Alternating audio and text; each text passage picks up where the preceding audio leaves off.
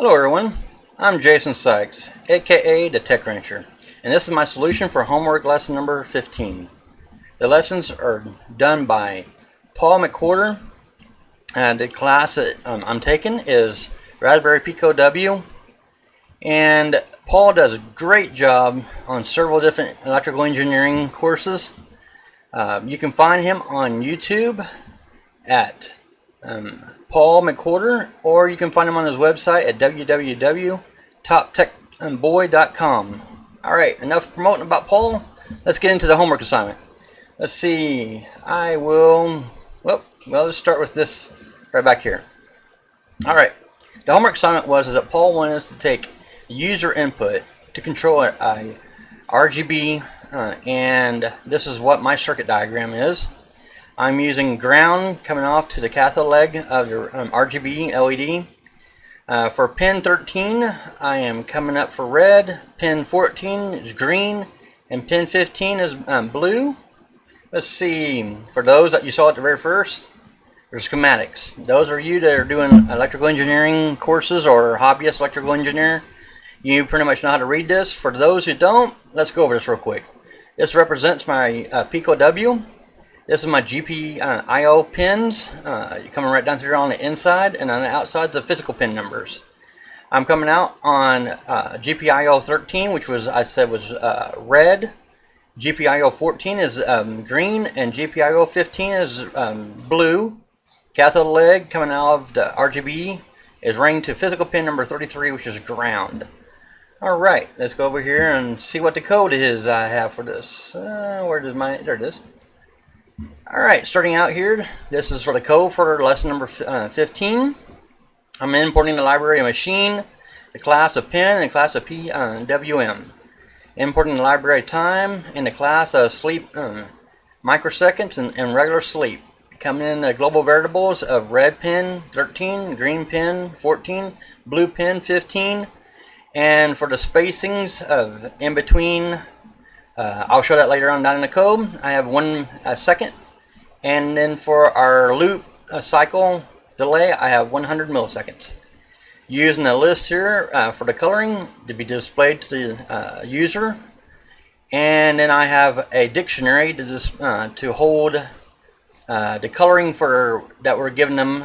It would be red all the way down through off, and then I have a tuple that holds the values of between 0 and 255.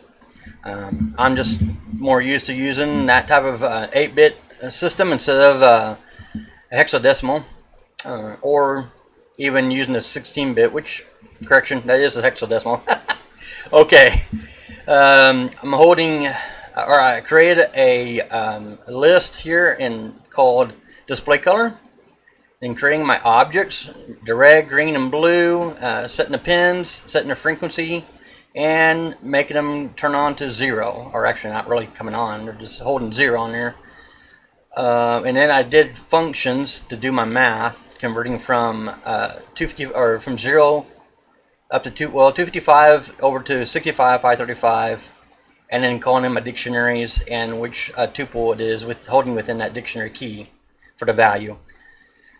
And come down through here, and then we actually start doing the meat of the program. We're doing a try, and we're doing a keyboard interrupt accept, and then for a while true, we're calling in for user input to be displayed, ask them how many colors they want to display. We're running that through there,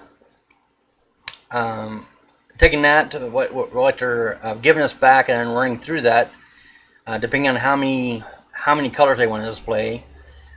Also checking to make sure it is a int value, and it comes through here, and then I'm actually going through that to display. Let's say they did 3. This would be number 1, and then number 2, and number 3 as it loops through this for loop. And then we're lowercasing them. I here did a debugging for making sure that it's correct, that it is lowercasing it. Then we're appending it to the list that we had set up here, and then we asked them how long they want each LED to be, each color to be displayed, how long, and then I'm printing that so that we can be able to see that coming down through here, and running through a for loop again, and with the colors that we had taken, and or for the display colors, sorry. And then we're running through here through an if or else if, and then closing it off right here, cleaning out our list. Therefore, it won't hold it in memory when it goes through again, because it's going to be a continuous loop. They can keep on wanting to do this as much as they want. If you notice in here in each one of the ifs or else ifs, we're doing the regular display in between, and then at the very end we're doing a microsecond delay. Alright, enough said. Let's turn on the board camera. You can see it right there, and let's start this. It's asking us for how many colors we want to display. Let's say 5. Then it's going to say right here, it's saying what do you want for your first display color. We're going to do red, and then we're going to do a debugging section, so it's R-E and capital D. And next one we're going to do magenta. And then our next one, let's do yellow. And then we'll go with white. And then we'll do an off. And then we'll say 2 seconds for each one. And then we look up at our camera and we see red, blue, or magenta, yellow, white, and off. And also I hadn't just to show you, let's do this again. Let's say we'll just do 2 displayed. We'll go with red, and then we'll go with yellow. I want to show that once I do this, it actually shuts its own self off. I have that in the code, and then it's done. 1 second between each one, and then it's done, and then it's looping through again, asking you to loop through again, and then we can just go ahead and stop this. We're done with that. And if there was any being displayed, if I did not put that in there at first, it would have just shut them all off after we did the keyboard interrupt, as I have down here for the exception. That was pretty easy. I do appreciate Paul taking the time to teach us, or refresh some of us, with for loops and using if statements also, and talking about variables. I'm going to probably do a video on just the difference between MicroPython and Python, between what a variable would be, and I believe it's the only exception that we have so far. If statements and for loops and whiles don't have any difference between Python and MicroPython, but variables do, due to the amount of storage that you can be able to use on a memory. And I'll try to post a video to that here a little bit later.